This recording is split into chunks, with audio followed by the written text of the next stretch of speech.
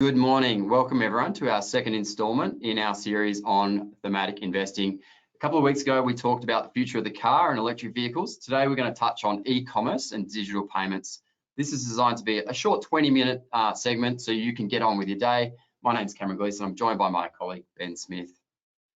Before we get stuck into the woods here, we wanted to just mention that everything we say is general in nature. Please seek personal financial advice. And a copy of this recording of this webinar and the slides will be sent to you later today.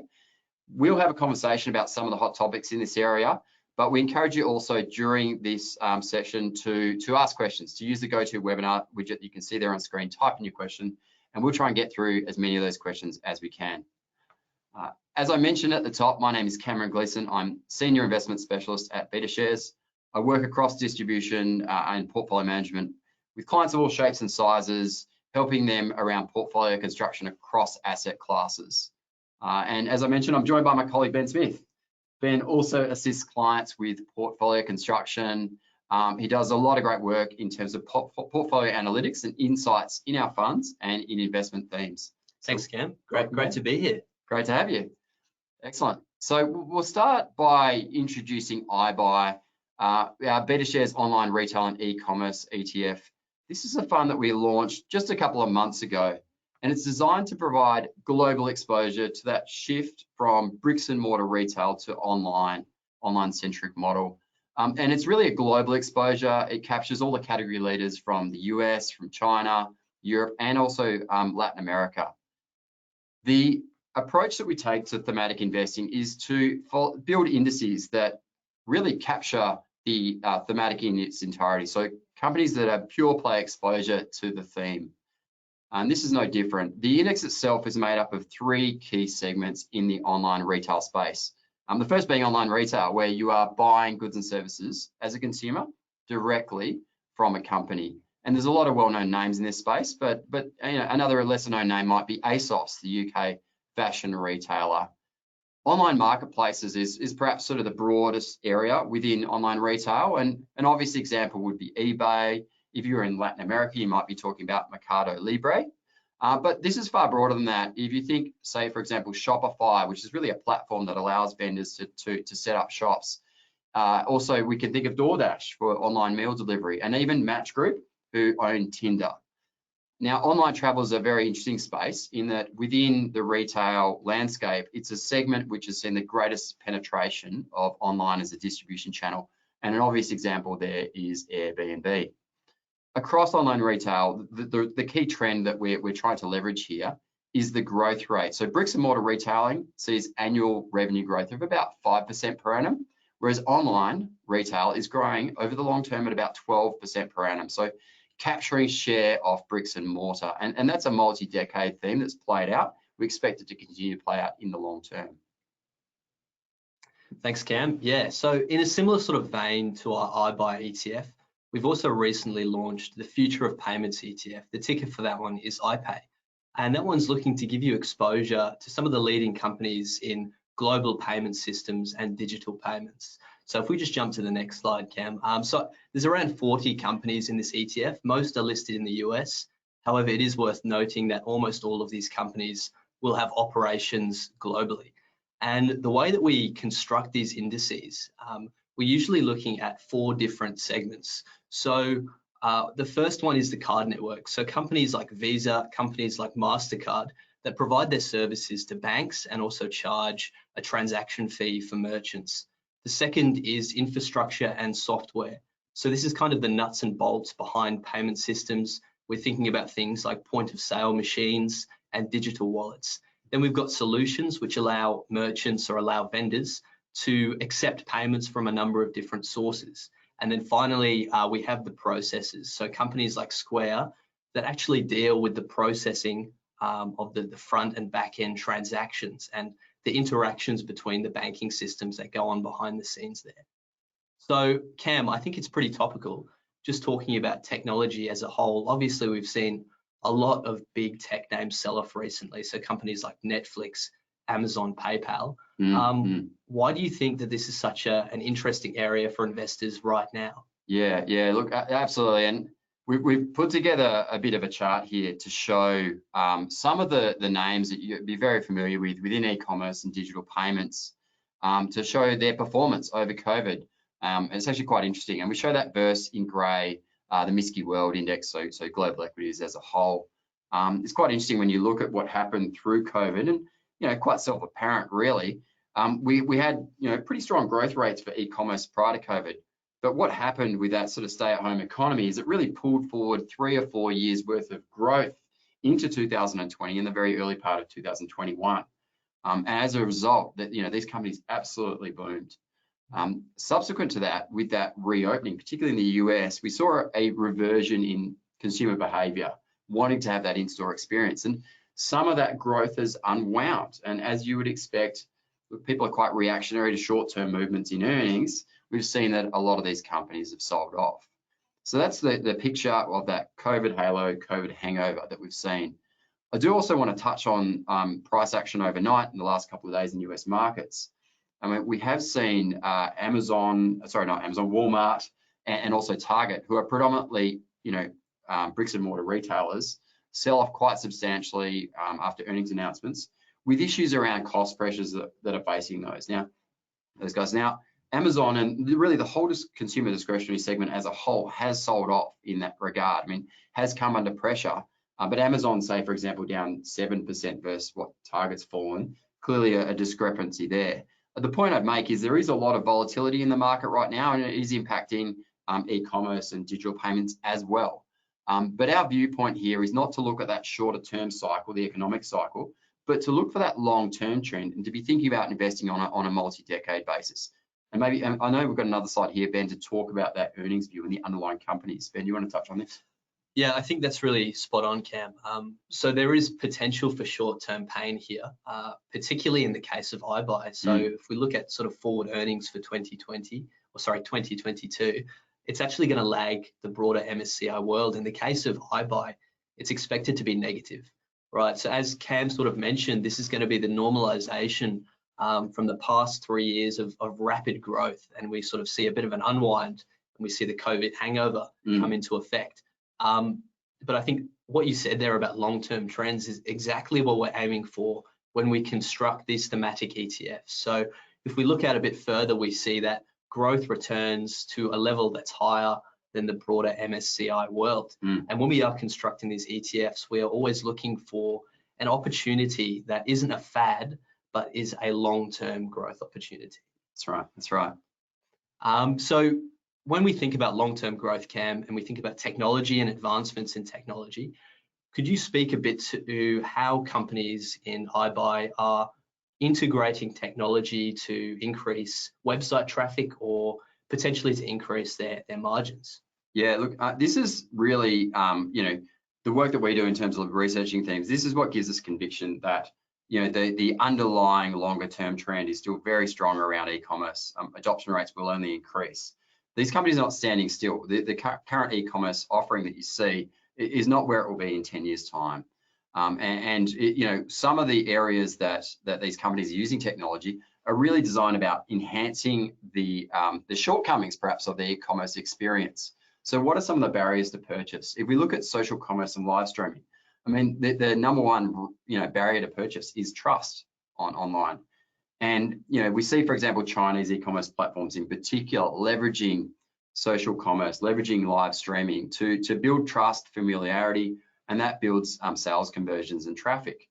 Pinduoduo, who is shown on screen there, they've effectively gamified the shopping experience where consumers can form teams and hunt for bargains. I mean, the motto of that company is literally together, more savings, more fun. And then you look at Alibaba and the way that they've created live streaming events to build traffic around their single day sales. Like you can watch a Taylor Swift concert and buy the necklace that she's wearing. And for some reason, we feel some level of familiarity with Taylor Swift. So this is all really interesting. We also see how augmented reality and virtual reality, the impact that's having on, for example, the immersive experience in online gaming, how that's transforming an experience of virtual shopping into more of an in-store feel. So Wayfair, which is a leading US retailer of furniture, you're able to use their app now to position a couch or a bed in your home and get a real feel for that and increase your confidence to buy. Similarly, margin capture is really important in e-commerce, and the jumps that have been made in artificial intelligence and the use of big data to optimally price products, to understand consumer trends, help companies like Amazon to protect margins, and that's critical, obviously. And then perhaps another area which is sort of less well understood, more at the back end, is that what we call the off-the-shelf vendor infrastructure. Companies like Shopify, companies like BigCommerce, that have, if you like, the backbones of an e-commerce store, the full suite from payment through to fulfillment, allow a new company to get online without needing to invest R&D capital and time. So just, really interesting how these areas are leading to driving traffic, conversion, and boosting margins, reducing costs. Just a simple example of social commerce. I mean, social commerce, currently, social commerce transactions make up about 10% of all e-commerce transactions, but the growth rate is very high. And so this is one of those underlying drivers. We see here the projections of social commerce will continue to grow very fast and growing around about 28%, particularly as some of the approaches used in, for example, China are being adopted in Europe and the US. So the underlying trends are very strong there.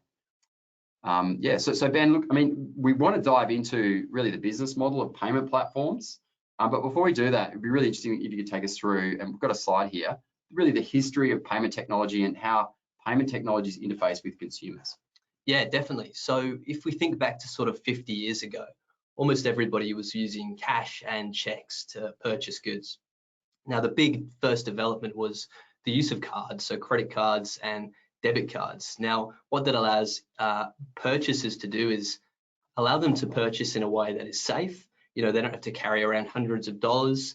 It allows them to process their transactions in a much quicker manner, so banks don't have as much paperwork when compared to checks or cash.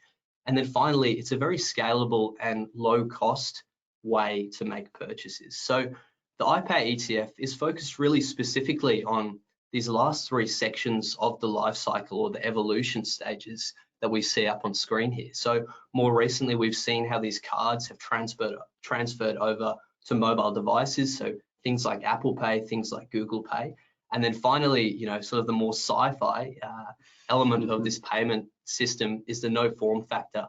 So looking at things like fingerprints and potentially even eye scans to make payments, which again adds another level of security when you're purchasing. Yes. Wow. Yeah. And what's really interesting here is for a lot of developing countries, instead of going through that whole evolution, they're actually jumping or leapfrogging from the cash stage straight to the digital wallet stage, because it is so scalable, because they don't have to build bank branches and banking systems. So if we sort of look at the percentage of point of sale transactions that we've got up on screen here made via digital wallets or mobile wallets in Asia Pacific, it's around 50%, which is much higher than the global average. So developing countries, and as there's more adoption of mobile phones and a rapidly growing young population, they're adopting these methods and the companies in IPAY rather than going to old school banking systems. Yeah, and that's perhaps a trend that cuts across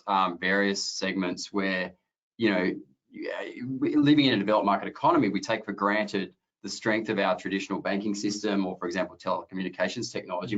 We often see emerging market countries really leapfrog the West in terms of adoption of these new trends. Really interesting to see. So look, we do want to touch on this. Like, how does a digital payment platform make money? Like, what's their advantage over traditional banking or payments? Yeah, sure. So if we think about a company like PayPal, the way they physically earn revenue is that they're basically receiving a margin between 1 to 2.5% on every transaction, and that's usually paid by merchants. Now, where these companies or these products have benefits against sort of more old school banking systems and traditional banking systems is the fact that they're very easy and low cost to scale. So ARC has produced this really great graph that we see up on screen here, where if we look at the number of bank accounts with JP Morgan, one of the biggest banks in the world, it took them around 30 years and 5 different acquisitions to get to 60 million active users, right? And if you think about sort of that makes a lot of sense when you think about the fact that, it costs between $2 to $4 million to build a bank branch, and then you're spending around $500,000 every year just to maintain that bank branch. And customer acquisition costs are very high. There's a lot of paperwork involved in setting up bank accounts. Whereas companies that are offering digital wallet solutions, so Square's Cash App or PayPal's Venmo, they were able to achieve that 60 million active users in only 7 years and with no acquisitions at all. Yeah, incredible. And it makes sense if you think about sort of the cost of customer acquisition. It's around $20 for these mobile wallets, whereas for an old school bank such as JP Morgan, it can range from anywhere between $350 to $1,500 due to the cost of setting up paperwork, building a bank branch. So these companies in IPAY and associated with the future of payments are able to scale very rapidly compared to the old school banking system. Yeah. And you see a real advantage in that because you've got lower customer acquisition costs, you can afford to pick up, university students when they're earning nothing, because those customers will grow into being very profitable customers in the future, right? So it's really getting that next generation of the population who are going to be very valuable in 10 years' time. So that's really interesting.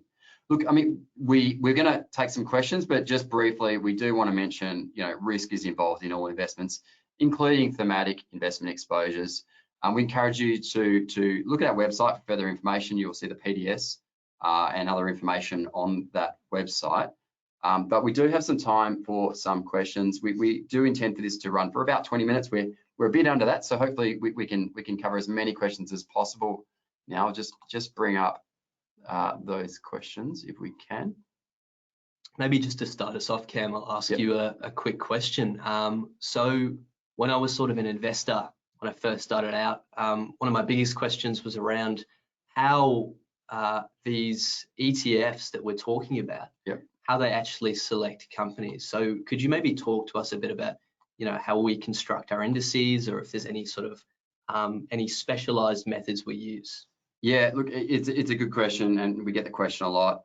So when we're looking to provide exposure to investment themes, our view is that it's very difficult to predict which companies are going to win within a theme. I mean, the failure rate for companies is quite high, but the companies that win generally have very much outsized profits, and really, winning market share is where you want to be in these markets. So our approach, our philosophy here is to own a theme in entirety. Have an index-based approach, which uses ideally very granular data or an expert body to select all companies exposed to that theme. So in the example of, we talked about IBUY, we use revenue threshold, so granular data on the revenue breakdown of these companies, which is provided by a specific research house that covers online retail in order to get the companies that are adequately exposed to that theme. And then ideally, we take a market cap style approach to the greatest degree possible, because we want to see the winners run and have higher share of our portfolio allocated to those companies that are doing well. But the other point is stock-specific risk is quite high. So we generally employ a stock cap. So no stock can be over a certain percentage within that portfolio, because you want exposure to the theme as a whole rather than any individual name. That's great. Thank you, Ken. So, I mean, next question here we have, it really is about, how are these companies placed in an inflationary environment? I guess, talking a little bit about that, do you want to touch on how growth exposures are performing in that sort of inflationary regime that we seem to find ourselves in? Yeah, so I think particularly in the last few months, we have seen these companies really suffer under this increased inflation. Even, if you get a bit more technical, when you think about valuations, inflation usually means high interest rates at some point, which hurts the valuations of these growth companies. So there's been a bit of a cyclical rebound for old school value here. But I think what it really comes back to is, again, the fact that these companies have long-term growth trajectories. And when you look at sort of even multiples, if you look at forward price to earnings multiples, they're trading quite cheap at the moment. So we have an Asian technology ETF That's trading at around 16 times, whereas in the past it's been, upwards of 25 times earnings. Yeah. So it could actually provide a nice entry point for investors, as long as you are sort of certain on the longevity of these companies within the broader megatrends. Yeah, no, that's right. It's all about having that sort of conviction on the underlying earnings and the strength of the theme, right? Yeah, that's right. Yeah. And look, I mean, there is another question which I'll rephrase a little bit about, how do you incorporate, a fund like IPAY, IBUY within a portfolio? Look, this is a webinar where we're providing general advice only, so please take that into account. But our view is that, as an investor, you generally will have a degree of risk tolerance, and you should build your portfolio appropriately to that. Generally speaking, we see that investors use a thematic fund to add alpha, or ideally outperformance, but sizing that thematic exposure as a satellite is quite a good way of approaching this, to complement, a broad-based core of your portfolio. So getting the core right and then adding outperformance through satellites is an approach which is adopted by a lot of clients, but please seek your own financial advice. Okay, look, so just in terms of time, we're over 20 minutes now, and we promise to keep this short and sweet. So please reach out if there are any further questions, or we'll endeavour to get through the other questions, get the guys in the team to respond to those that remain unanswered. We thank you very much for joining us today. Ben, thank you for joining us and taking us through the future of payments. Hope you enjoy your day, and we'll leave it there. Great, thank you. Bye-bye.